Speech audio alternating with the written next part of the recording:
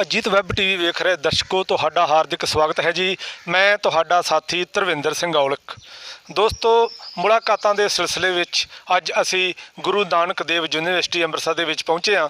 ਉੱਥੋਂ ਦੇ ਪੰਜਾਬੀ ਵਿਭਾਗ ਦੇ ਜਿਹੜੇ ਮੁਖੀ ਨੇ ਡਾਕਟਰ ਦਰਿਆ, ਜਿਨ੍ਹਾਂ ਦਾ ਖੇਤਰ ਕੰਮ ਕਰਨ ਦਾ ਜਿਹੜਾ ਵਾ ਉਹ ਸ਼ੁਰੂਆਤ ਉਹਨਾਂ ਦੀ ਸਰਹੱਦੀ ਖੇਤਰ ਤੋਂ ਹੋਈ, ਕਿਉਂਕਿ ਉਹਨਾਂ ਦਾ ਜਨਮ ਜਿਹੜਾ ਵਾ ਤਹਿਸੀਲ ਅਜਨਾਲਾ ਜ਼ਿਲ੍ਹਾ ਅੰਮ੍ਰਿਤਸਰ ਦੇ ਇੱਕ ਛੋਟੇ ਜਿਹੇ ਪਿੰਡ ਮੁਹੰਮਦਪੁਰਾ ਦੇ ਵਿੱਚ ਹੋਇਆ। ਅਤੇ ਉਹਨਾਂ ਦੇ ਸਾਹਿਤਕ ਸਫ਼ਰ ਬਾਰੇ, ਉਹਨਾਂ ਦੀ ਪੜ੍ਹਾਈ ਬਾਰੇ ਅਤੇ ਅੱਜ ਦੇ ਜਿਹੜਾ ਜੋ ਮਾਹੌਲ ਚੱਲ ਰਿਹਾ ਉਹਦੇ ਬਾਰੇ ਅਸੀਂ ਉਹਨਾਂ ਨਾਲ ਕੁਝ ਗੱਲਾਂ ਕਰਾਂਗੇ। ਇਹ ਡਾਕਟਰ ਸਾਹਿਬ, ਸਭ ਤੋਂ ਪਹਿਲਾਂ ਤੁਹਾਡਾ ਅਜੀਤ ਵੈਬ ਟੀਵੀ ਵੱਲੋਂ ਆਪਾਂ ਸਵਾਗਤ ਕਰਦੇ ਹਾਂ ਜੀ। ਮਿਹਰਬਾਨੀ ਜੀ। ਅਜੀਤ ਵੈਬ ਟੀਵੀ ਦੇ ਸਾਰੇ ਦਰਸ਼ਕਾਂ ਦਾ ਬਹੁਤ ਬਹੁਤ ਸਵਾਗਤ ਹੈ ਔਰ ਮੇਰੇ ਵੱਲੋਂ ਧੰਨਵਾਦ। ਡਾਕਟਰ ਸਾਹਿਬ, ਆਪਾਂ ਜੇ ਹੁਣ ਤੁਹਾਡੇ ਜ਼ਿੰਦਗੀ ਦੇ ਸਫ਼ਰ ਦੀ ਗੱਲ ਸ਼ੁਰੂ ਕਰਨੀ ਹੋਵੇ ਤੇ ਸਿਹਤ ਨਾਲ ਤੁਹਾਡਾ ਜਿਹੜਾ ਵਾਸਤਾ ਕਿਵੇਂ ਪਿਆ, ਆਪਣਾ ਥੋੜ੍ਹਾ ਪਿਛੋਕੜ ਬਾਰੇ ਜਿਹੜਾ ਤੁਸੀਂ ਆਪ ਦੱਸੋ। ਬਿਲਕੁਲ ਧਰਮਿੰਦਰ ਔਲਖ ਜੀ, ਕਿਉਂਕਿ ਜਿਵੇਂ ਤੁਸੀਂ ਦੱਸ ਹੀ ਦਿੱਤਾ ਹੈ ਕਿ ਮੇਰਾ ਜਨਮ ਜਿਹੜਾ ਵਾ ਉਹ ਇੱਕ ਸਰਹੱਦੀ ਖੇਤਰ ਦੇ ਇੱਕ ਛੋਟੇ ਜਿਹੇ ਪਿੰਡ ਵਿੱਚ ਹੋਇਆ ਔਰ ख़ਾਸ ਤੌਰ ਦੇ ਉੱਪਰ ਜਿਹੜੇ ਮੇਰੇ ਵਡੇਰੇ ਸਨ, ਮੇਰੇ ਦਾਦਾ ਜੀ ਔਰ ਮੇਰੇ ਪਿਤਾ ਜੀ, ਇਹ ਪਾਰਟੀਸ਼ਨ ਦੇ ਸਮੇਂ 1947 ਦੇ ਵਿੱਚ ਇਹ ਪਾਕਿਸਤਾਨ ਦੇ ਲਾਹੌਰ ਜ਼ਿਲ੍ਹੇ ਦੇ ਪਿੰਡ ਮਨਿਆਲਾ ਖਾਨਖਾਨਾ ਦੇ ਵਿੱਚ ਰਹਿੰਦੇ ਸਨ ਅਤੇ ਉੱਥੋਂ ਹਿਜਰਤ ਕਰਕੇ ਤਾਂ 1947 ਵੇਲੇ ਜਿਹੜਾ ਵਾ ਇੱਧਰ ਜਿਹੜਾ ਭਾਰਤੀ ਪੰਜਾਬ ਸੀ ਇੱਧਰਲੇ ਹਿੱਸੇ ਵਿੱਚ ਆ ਗਏ। ਤਾਂ ਇੱਥੇ ਹੀ ਜਿਹੜਾ ਵਾ ਛੋਟੇ ਜਿਹੇ ਪਿੰਡ ਦੇ ਵਿੱਚ ਜਿਹੜਾ ਵਾ ਉਹ ਬੈਠ ਗਏ, ਬਾਰਡਰ ਦੇ ਨਜ਼ਦੀਕ ਹੀ। ਔਰ ਕਿਉਂਕਿ ਜਿਹੜਾ ਜਦੋਂ ਸਾਹਿਤਕ ਖੇਤਰ ਦੀ ਗੱਲ ਕਰਦੇ ਹੋ ਜਾਂ ਸਾਹਿਤਕ ਪਿਛੋਕੜ ਦੀ ਗੱਲ ਕਰਦੇ ਹੋ ਤੇ ਦੋ ਬਹੁਤ ਮਹੱਤਵਪੂਰਨ ਗੱਲਾਂ ਨੇ। ਇੱਕ ਤਾਂ ਮਹੱਤਵਪੂਰਨ ਗੱਲ ਇਹ ਹੈ ਕਿ ਮੇਰੇ ਪਿਤਾ ਜੀ ਸਾਹਿਤਕ ਮਿਸ ਦੇ ਨਾਲ ਜੁੜੇ ਹੋਏ ਸਨ ਔਰ ਉਹ ਖੁਦ ਵੀ ਰਚਨਾਵਾਂ ਰਚਦੇ ਸਨ ਔਰ ਖ਼ਾਸ ਤੌਰ ਦੇ ਉੱਪਰ ਉਹਨਾਂ ਨੇ 1965 ਦੇ ਵਿੱਚ ਜਿਹੜੀ ਭਾਰਤ ਪਾਕ ਜੰਗ ਹੋਈ ਔਰ 1971 ਦੇ ਵਿੱਚ ਜਿਹੜੀ ਭਾਰਤ ਪਾਕ ਜੰਗ ਹੋਈ, ਉਹਨਾਂ ਦੋਵਾਂ ਦੇ ਜੰਗਾਂ ਦੇ ਬਾਰੇ ਵਿੱਚ ਉਹਨਾਂ ਨੇ ਆਪਣੇ ਵੱਡੇ ਭਰਾ ਗਿਆਨੀ ਹਜ਼ਾਰਾ ਸਿੰਘ ਦੇ ਨਾਲ ਰਲ ਕੇ ਤਾਂ ਉਹਨਾਂ ਨੇ ਇਹਨਾਂ ਦੋ ਪੰਜਾਬੀ ਦੇ ਵਿੱਚ ਜੰਗਨਾਮੇ ਜਿਹੜੇ ਆ ਉਹ ਰਚੇ। ਔਰ ਮੈਂ ਸਮਝਦਾ ਕਿ ਸ਼ਾਹ ਮੁਹੰਮਦ ਦਾ ਜਿਹੜਾ ਜੰਗਨਾਮਾ ਹਿੰਦ ਤੇ ਪੰਜਾਬ ਤੋਂ ਬਾਅਦ ਇਹ ਜੰਗਨਾਮਾ 1965 ਭਾਰਤ ਪਾਕ ਜੰਗ 1965 ਅਤੇ ਭਾਰਤ ਪਾਕ ਜੰਗ 1971 ਜਿਹੜੇ ਆ ਉਹ ਲਿਖੇ ਗਏ ਔਰ ਜਿਹੜੇ ਕਾਫੀ ਚਰਚਿਤ ਹੋਏ ਔਰ ਸਾਰੇ ਪੰਜਾਬ ਦੀਆਂ ਜਿਹੜੀਆਂ ਪ੍ਰਵਾਨਿਤ ਲਾਇਬ੍ਰੇਰੀਆਂ ਸਨ ਸਰਕਾਰ ਵੱਲੋਂ ਉੱਥੇ ਜਿਹੜੇ ਉਹ ਭੇਜੇ ਗਏ। ਇਸ ਤੋਂ ਇਲਾਵਾ ਵੀ ਉਹਨਾਂ ਨੂੰ ਕਵਿਤਾ ਰਚਨ ਦਾ ਜਿਹੜਾ ਵਾ ਸ਼ੌਕ ਸੀ ਔਰ ਮੈਂ ਸਮਝਦਾ ਹਾਂ ਕਿ ਸਾਹਿਤ ਰਚਨ ਦਾ ਜਿਹੜਾ ਸ਼ੌਕ ਸੀ, ਸਾਹਿਤ ਨਾਲ ਜੁੜਨ ਦਾ ਜਿਹੜਾ ਸ਼ੌਕ ਸੀ, ਇੱਕ ਤਾਂ ਖੂਨ ਦੇ ਸੰਬੰਧਾਂ ਰਾਹੀਂ ਮੇਰੇ ਵਿੱਚ ਸ਼ਾਮਲ ਮੈਂ ਸਮਝਦਾ ਕਿ ਹੋਇਆ। ਦੂਸਰਾ ਜਿਹੜਾ ਆਲਾ ਦੁਆਲਾ ਅਤੇ ਮਾਹੌਲ ਹੁੰਦਾ ਹੈ, ਆਲੇ ਦੁਆਲੇ ਦਾ ਜਿਹੜਾ ਵਾਤਾਵਰਨ ਹੁੰਦਾ ਹੈ, ਉਹ ਕਿਸੇ ਦੇ ਸਾਹਿਤਕ ਜਾਂ ਕਿਸੇ ਵੀ ਤਰ੍ਹਾਂ ਦੀ ਰੁਚੀ ਦੇ ਪੈਦਾ ਹੋਣ ਵਿੱਚ ਬੜੀ ਮਹੱਤਵਪੂਰਨ ਭੂਮਿਕਾ ਨਿਭਾਉਂਦਾ ਹੈ।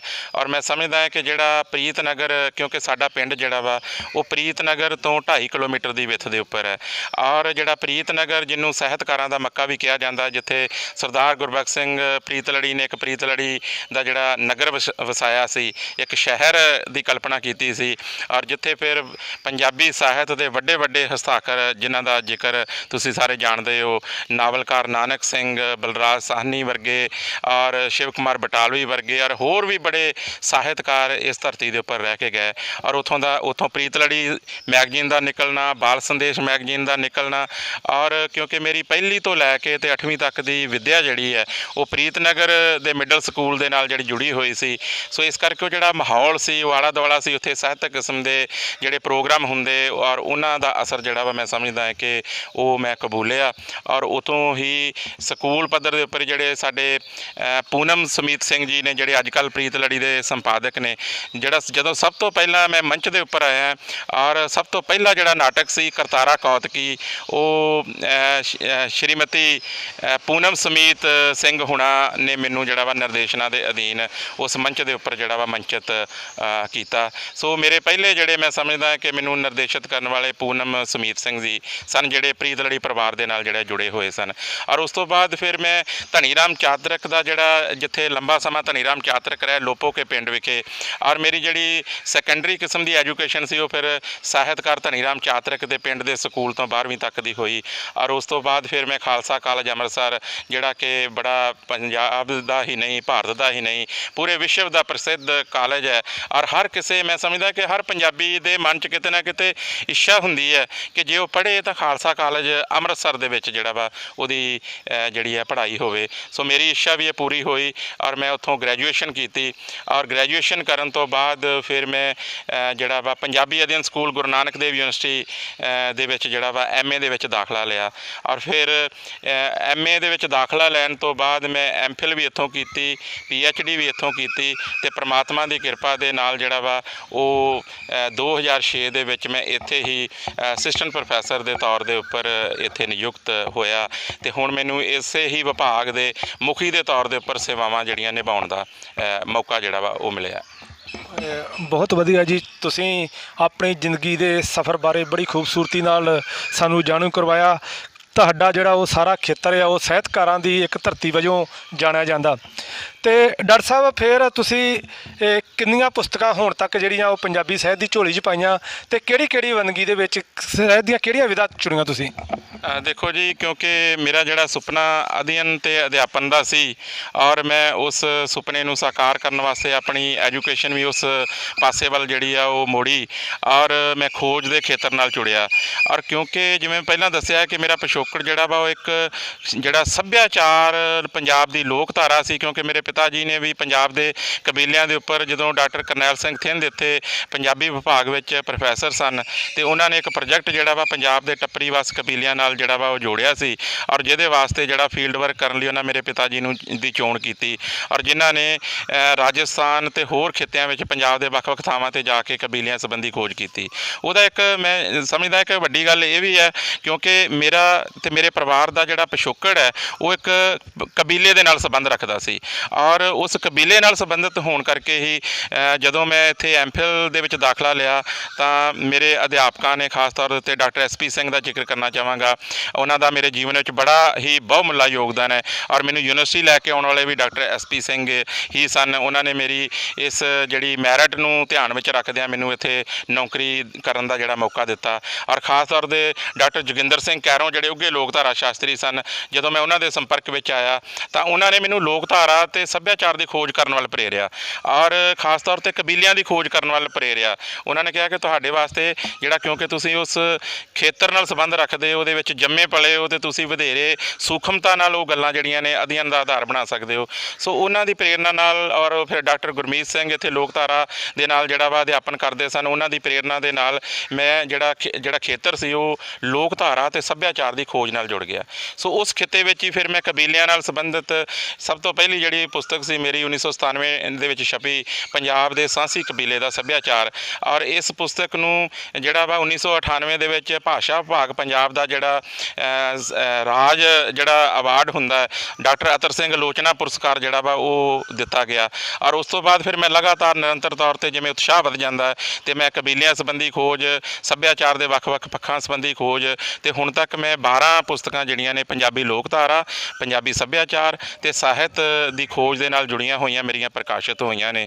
ਔਰ ਇਸ ਤੋਂ ਇਲਾਵਾ ਇੱਕ ਮੇਰੀ ਜਿਹੜੀ ਸਾਹਿਤਕ ਸਿਰਜਣਾ ਦੀ ਜਿਹੜੀ ਕ੍ਰੀਏਟਿਵਿਟੀ ਦੇ ਨਾਲ ਜੁੜੀ ਹੋਈ ਕਵਿਤਾ ਦੀ ਪੁਸਤਕ ਹੈ ਜੰਗਲ ਦੇ ਨਾਲ, ਉਹ ਵੀ ਪ੍ਰਕਾਸ਼ਿਤ ਹੋਈ ਹੈ।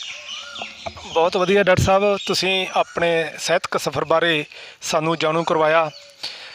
ਮੈਂ ਵੇਖਦਾ ਬਹੁਤ ਸਾਰੇ ਸਕੂਲਾਂ ਦੇ ਵਿੱਚ ਜਾਣ ਦਾ ਮੌਕਾ ਮਿਲਦਾ, ਕਾਲਜਾਂ 'ਚ ਜਾਣ ਦਾ ਮੌਕਾ ਮਿਲਦਾ। ਤੁਹਾਡੇ ਪਿਤਾ ਜੀ ਗਿਆਨੀ ਸ਼ਿੰਗਾਰਾ ਜਿਹੜੀ ਜੀ ਦੀਆਂ ਲਿਖੀ ਹੋਈ ਕਵਿਤਾ ਦੀਆਂ ਸਤਰਾਂ ਜਿਹੜੀਆਂ ਫਰੇਮ ਕਰਵਾ ਕੇ ਅਤੇ ਉਹ ਲੋਕਾਂ ਨੇ ਸਕੂਲਾਂ ਦੇ ਵਿੱਚ ਲਾਈਆਂ, ਪ੍ਰਿੰਸੀਪਲ ਸਾਹਿਬ ਦੇ ਕਮਰਿਆਂ ਦੇ ਵਿੱਚ ਲੱਗੀਆਂ ਹੁੰਦੀਆਂ ਔਰ ਖੁਸ਼ੀ ਹੁੰਦੀ ਆ, ਸਾਡੇ ਇਲਾਕੇ ਦਾ ਉਹ ਬਾਣ ਨੇ। ਅਤੇ ਜਿਹਦੇ ਹੁਣ ਕਵਿਤਾ ਦੀ ਗੱਲ ਚੱਲੀ ਤਾਂ ਤੁਹਾਡੀਆਂ 12 ਪੁਸਤਕਾਂ ਵੱਖ-ਵੱਖ ਰੂਪ ਦੇ ਵਿੱਚ, ਅਤੇ ਇੱਕ ਜਿਹੜੀ ਕਵਿਤਾ ਦੀ ਪੁਸਤਕ ਹੈ ਜੰਗਲ ਦੇ ਨਾਲ। ਅਤੇ ਜੇ ਕਵਿਤਾ ਦੀ ਗੱਲ ਚੱਲੇ ਅਤੇ ਕਵਿਤਾ ਨਾ ਸੁਣੀ ਜਾਵੇ ਅਤੇ ਫਿਰ ਵੀ ਚੰਗਾ ਨਹੀਂ ਲੱਗਦਾ। ਅਤੇ ਕੋਈ ਆਪਣੀ ਪਸੰਦ ਦੀ ਕਵਿਤਾ ਜ਼ਰੂਰ। ਠੀਕ ਹੈ ਗੁਰਬਾਜ ਜੀ, ਕਵੀ ਨੂੰ ਤਾਂ ਵੈਸੇ ਛੇੜਨਾ ਨਹੀਂ ਕਹਿੰਦੇ ਚਾਹੀਦਾ ਔਰ ਤੁਸੀਂ ਕਵਿਤਾ ਬਾਰੇ ਗੱਲ ਕੀਤੀ ਔਰ ਖ਼ਾਸ ਤੌਰ ਦੇ ਉੱਪਰ ਕਿਉਂਕਿ ਜਿਸ ਦੌਰ ਵਿੱਚ ਚੱਲ ਰਹੇ ਹਾਂ, ਰੀਸੈਂਟਲੀ ਹੁਣੇ ਹੀ 5 ਕੁ ਦਿਨ ਪਹਿਲਾਂ ਮੈਂ ਇੱਕ ਕਵਿਤਾ ਜਿਹੜੀ ਉਹ ਲਿਖੀ ਸੀ, ਉਹ ਤੁਹਾਡੇ ਨਾਲ ਸਾਂਝੀ ਕਰਦਾ ਜੋ ਵਰਤਮਾਨ ਹਾਲਾਤਾਂ ਦੇ ਨਾਲ ਜੁੜੀ ਹੋਈ ਹੈ। ਇਹ ਜੰਗਲ ਕਿਉਂ ਉਦਾਸ ਹੈ, ਨਾ ਕੋਈ ਚਾਹ ਹੈ ਨਾ ਹੁਲਾਸ ਹੈ, ਆਲਣਿਆਂ ਵਿੱਚ ਸਹਿਮੇ ਮੇਰੇ ਸ਼ਹਿਰ ਦੇ ਬਸ਼ਿੰਦੇ ਹੁੰਦੇ, ਹਰ ਨਜ਼ਰ ਹੀ ਉਦਾਸ ਹੈ, ਇਹ ਜੰਗਲ ਕਿਉਂ ਉਦਾਸ ਹੈ। ਅੱਗੇ ਹੈ, ਪੱਤਿਆਂ ਦੀ ਸਰਸਰਾਹਟ ਵੀ ਪੁੱਛੇ, ਫੁੱਲਾਂ ਦੀ ਮੁਸਕਰਾਹਟ ਵੀ ਪੁੱਛੇ, ਸੁੰਨ ਮਸੁੰਨ ਗਲੀਆਂ ਦੀ ਆਹਟ ਵੀ ਪੁੱਛੇ, ਕਿੱਥੇ ਹੈ ਬਾਲਾਂ ਦੀ ਕਿਲਕਾਰੀ, ਇਹ ਜ਼ਹਿਰੀ ਫਨ ਕਿਸਨੇ ਖਿਲਾਰੀ, ਕਿੱਥੇ ਹੈ ਬਾਲਾਂ ਦੀ ਕਿਲਕਾਰੀ। ਕਿਰਤੀ ਇਹ ਕਾਮੇ ਇਹ ਪੰਖ ਉਡਾਰੀ, ਘੁੰਮਦੇ ਨੇ ਉੱਥੇ ਜਿੱਥੇ ਚੋਗ ਖਿਲਾਰੀ, ਭੁੱਖੇ ਇਹ ਭਾਣੇ ਇਹ ਢਿੱਡਾਂ ਤੋਂ ਖਾਲੀ, ਜਿਉਂਦੇ ਨਾ ਮਰਦੇ ਹੱਥ ਡੋਰ ਸ਼ਿਕਾਰੀ, ਜਿਉਂਦੇ ਨਾ ਮਰਦੇ ਹੱਥ ਡੋਰ ਸ਼ਿਕਾਰੀ। ਬੰਦੇ ਨੂੰ ਬੰਦਾ ਕਿਉਂ ਮਿਲਣੋਂ ਵੀ ਡਰਿਆ, ਮੌਤੋਂ ਇਹ ਡਰਦਾ ਕਿਉਂ ਅੰਦਰ ਤੜਿਆ, ਸਹਿਮੀ ਸਹਿਮੀ ਇਹ ਹਵਾ ਕਿਉਂ ਹੈ, ਸਹਿਮੀ ਸਹਿਮੀ ਇਹ ਹਵਾ ਕਿਉਂ ਹੈ, ਮਨ ਵਿੱਚ ਖੌਰੂ ਕਦ ਮੁੱਕਣਾ ਗੁਬਾਰ ਜੋ ਚੜਿਆ, ਮਨ ਵਿੱਚ ਖੌਰੂ ਕਦ ਮੁੱਕਣਾ ਗੁਬਾਰ ਜੋ ਚੜਿਆ। ਆਸਮਾਨ 'ਚ ਚਮਕਣ ਚੰਦ ਸਿਤਾਰੇ, ਮੌਲਿਆ ਹਿਮਾਲਾ ਤੇ ਪਰਬਤ ਇਹ ਸਾਰੇ, ਆਸਮਾਨ 'ਚ ਚਮਕਣ ਚੰਦ ਸਿਤਾਰੇ, ਮੌਲਿਆ ਹਿਮਾਲਾ ਤੇ ਪਰਬਤ ਇਹ ਸਾਰੇ, ਝਰਨੇ ਨਦੀਆਂ ਇਹ ਸਾਗਰ ਵੀ ਉਛਲਣ, ਉਛਲਣ ਤਰੰਗਾਂ ਲਹਿਰਾਂ ਤੇ ਕੁਦਰਤ ਨਜ਼ਾਰੇ। ਖਲਕਤ ਬਿਨ ਕੀ ਕੁਦਰਤ ਸੋਵੇ, ਖਲਕਤ ਬਿਨ ਕੀ ਕੁਦਰਤ ਸੋਵੇ, ਬਿਨ ਕੁਦਰਤ ਦੇ ਬੰਦਾ ਰੋਵੇ, ਧਰਤ ਸੁਹਾਵੀ ਕਾਦਰ ਹੱਥੇ, ਹਾਏ ਪਰ ਬੰਦਾ ਬੰਦੇ ਤੋਂ ਕਿਉਂ ਕਾਦਰ ਖੋਵੇ, ਹਾਏ ਪਰ ਬੰਦਾ ਬੰਦੇ ਤੋਂ ਕਿਉਂ ਕਾਦਰ ਖੋਵੇ। ਬਹੁਤ ਖੂਬਸੂਰਤ ਜੀ। ਅੱਜ ਜਿਸ ਮਾਹੌਲ ਦੇ ਵਿੱਚ ਪੂਰਾ ਸੰਸਾਰ ਗੁਜ਼ਰ ਰਿਹਾ, ਅਸੀਂ ਆਪ ਵੇਖ ਰਹੇ ਹਾਂ ਜੋ ਕੁਝ ਅੱਜ ਦੇ ਹਾਲਾਤ ਨੇ, ਉਹਨਾਂ ਹਾਲਾਤਾਂ ਦੇ ਮੱਦੇਨਜ਼ਰ ਜਿਹੜੀ ਤੁਹਾਡੀ ਅੱਜ ਦੀ ਇਹ ਨਵੀਂ ਨਜ਼ਮ ਜਿਹੜੀ ਉਹ ਸਾਡੇ ਨਾਲ ਸਾਂਝੀ ਕੀਤੀ, ਅਤੇ ਅਸੀਂ ਅਖੀਰ ਦੇ ਵਿੱਚ ਆਪਣੀ ਸਮੇਂ ਦੀ ਸੀਮਾ ਦੇ ਵਿੱਚ ਰਹਿੰਦੇ ਹੋਏ ਜਿਸ ਮਾਹੌਲ ਦੀ ਤੁਸੀਂ ਕਵਿਤਾ ਪੇਸ਼ ਕੀਤੀ ਆ, ਇਸ ਮਾਹੌਲ ਬਾਰੇ ਤੁਸੀਂ ਕੀ ਮਹਿਸੂਸ ਕਰ ਰਹੇ ਹੋ ਹੁਣ, ਜੋ ਕੁਛ ਇਹ ਭਾਣਾ ਵਰਤ ਰਿਹਾ ਵਾ, ਜਿਸ ਢੰਗ ਦੇ ਨਾਲ ਅਸੀਂ ਕਰਫਿਊ ਦੇ ਵਿੱਚ ਘਿਰੇ ਹੋਏ ਹਾਂ, ਆਪਣੇ ਘਰਾਂ ਦੇ ਵਿੱਚ ਸਾਰਾ ਵਾਤਾਵਰਨ ਜਿਹੜਾ ਵਾ ਭਾਵੇਂ ਸ਼ੁੱਧ ਹੋਇਆ ਅਤੇ ਉਦਾਸੀ ਚਿਹਰਿਆਂ ਦੇ ਉੱਤੇ ਉਹ ਕਿਉਂ ਆ? ਦੇਖੋ ਜੀ, ਜਦੋਂ ਵੀ ਦੁਨੀਆ ਦੇ ਵਿੱਚ ਆਫਤਾਂ ਅਤੇ ਸੰਕਟ ਆਉਂਦੇ ਨੇ ਅਤੇ ਬੰਦਾ ਜਿਹੜਾ ਵਾ ਉਦਾਸ ਹੋਣਾ ਤਾਂ ਯਕੀਨੀ ਹੀ ਬਣ ਜਾਂਦਾ ਹੈ। ਔਰ ਜਦੋਂ ਖਾਸ ਤੌਰ ਦੇ ਉੱਪਰ ਸਾਡੇ ਸਾਹਮਣੇ ਅਸਮੰਜਸ ਦੀ ਸਥਿਤੀ ਹੋਵੇ, ਔਰ ਜਦੋਂ ਸਾਨੂੰ ਅੱਗੇ ਜਿਹੜਾ ਵਾ ਦਿਖਾਈ ਦੇ ਰਿਹਾ ਹੋਵੇ ਕਿ ਉਸ ਭਿਆਨਕ ਬਿਮਾਰੀ ਦਾ ਅਜੇ ਤੱਕ ਬੰਦੇ ਨੇ ਕੋਈ ਇਲਾਜ ਜਿਹੜਾ ਵਾ ਨਾ ਕੱਢਿਆ ਹੋਵੇ, ਸੋ ਹਰ ਨਜ਼ਰ ਚਿੰਤਾਤਰ ਹੁੰਦੀ ਹੈ। ਜਦੋਂ ਅਸੀਂ ਆਪਣੇ ਘਰਾਂ ਵਿੱਚ ਬੰਦ ਹੋ ਜਾਂਦੇ ਹਾਂ, ਚਾਰ ਦੀਵਾਰੀ ਦੇ ਅੰਦਰ, ਦਰਵਾਜ਼ਿਆਂ ਅੰਦਰ ਬੰਦ ਹੋ ਜਾਂਦੇ ਹਾਂ, ਤਾਂ ਸਾਡੇ ਬੱਚਿਆਂ ਦੇ ਮਨਾਂ ਵਿੱਚ, ਸਾਡੇ ਆਪਣੇ ਮਨਾਂ ਵਿੱਚ ਸਹਿਮ ਪੈਦਾ ਹੋਣਾ ਜਿਹੜਾ ਵਾ ਲਾਜ਼ਮੀ ਹੁੰਦਾ ਹੈ। ਸੋ ਦੁਨੀਆ ਦੇ ਉੱਪਰ ਸੰਕਟ ਆਉਂਦੇ ਨੇ, ਇਹ ਇਤਿਹਾਸ ਗਵਾਹ ਹੈ ਕਿ ਬਹੁਤ ਲੰਬੇ ਸਮੇਂ ਤੋਂ ਇਸ ਪ੍ਰਿਥਵੀ ਦੇ ਉੱਪਰ ਜੀਵਨ ਰਿਹਾ ਹੈ।